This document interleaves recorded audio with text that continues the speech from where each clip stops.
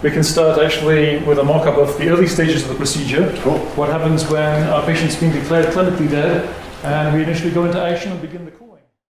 Well, if we have advance warning, as we have in the majority of recent cases, we'll send a standby team out, which, as the name implies, means they come and they stand by and wait until clinical death has been declared, which is of course not the same as biological death. So essentially today's doctor saying, there's nothing much more I can do for this patient. Maybe I could actually revive them for a while, but they're just going to die again. So at that point, the standby team goes into action. Suppose we're in a hospital or a hospice. As soon as clinical death has been declared, within seconds, we'll lift the patient, put them in an ice bath like this. Actually, in a remote location, it'd be a lighter version of this one. This is more for local cases. We'll cover the patient with ice externally to begin external cooling. We'll take over respiration. We'll restart circulation by essentially, it's just like doing CPR, except this device also has suction as well as pressure downwards. So we're restarting everything, essentially. And at the same time, we're administering a whole series of medications, 16 of them in all. The first one of which is propofol, because even though the person's been cold dead, that doesn't mean they're not going to wake up again, because there's not some sharp line. People can come back from that. So the first thing we do is to ensure they don't regain consciousness temporarily, because you wouldn't want that during the procedure. Wow. We then administer antacids, things to raise heat blood pressure maintained, to reduce cellular metabolism, a whole range of different medicines essentially to reduce the problems that occur when the body stops functioning. What you don't see here is a device called a squid, because it looks kind of like a squid with long rubbery arms. That's spraying icy water around. So it's not just ice sitting on the patient, it's actually being circulated to accelerate the cooling. So that's some of the procedures we do to initially begin the procedure. We don't want to take things below freezing at this point. We want to get down close to freezing as quickly as possible. We can also use a cooling mask, which goes over the patient's head. It's very important, obviously, to cool the brain as quickly as possible. So apart from the circulating water, the cooling mask can also accelerate that procedure. So that's what we begin to do, and then transport the patient from here. If it's a local case, we'll move this into our emergency vehicle, lock it down, drive it here, and then move on to the operating room. If it's a case in another state, or in Canada, for instance, we'll put them on a plane, either a commercial or a chartered one, depending on the individual, fly them here right to the airport, which is right next door to Alcor. We have a number of surgeons on call, so we've already arranged for them to come over. The patient will then be lifted. We actually have a lift to do that, a proper pneumatic lift. They'll be moved here onto the operating table with the head at this end. And one of the first things we do is actually make a couple of burr holes in the skull, to just like you do in brain surgery, essentially, to observe the brain, whether it's swelling or contracting. That tells us something about the circulation that we're getting. Then depending whether it's a whole body patient or someone just preserving the brain only, if it's a whole body patient, we'll access the major blood vessels of the heart and connect those up to the heat exchanger and the perfusion machinery here.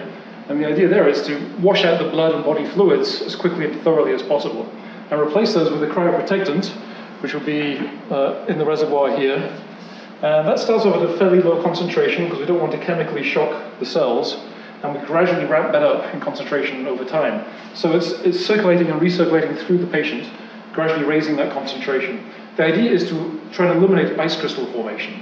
Ice crystals are the enemy of good biological sustainability.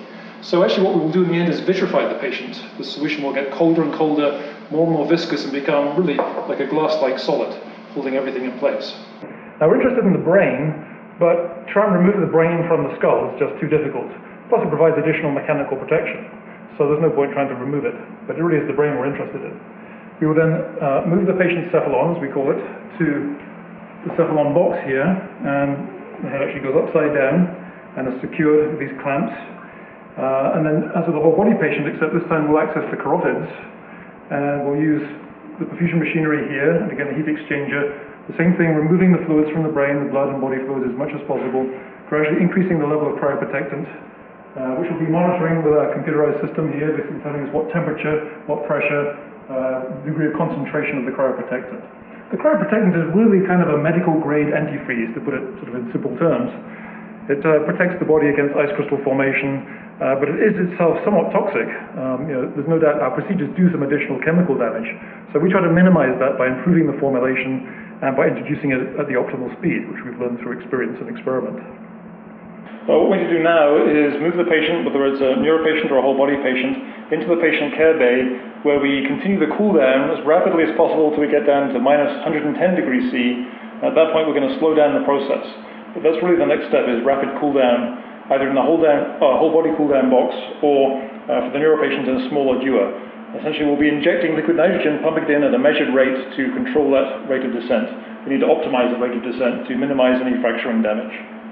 We can get about 10 neuro patients in the same volume, but we have slightly different pod systems, you can see. So the same size as a whole body pod, but here there's room for 10 neuro patients. And this is placed over the head.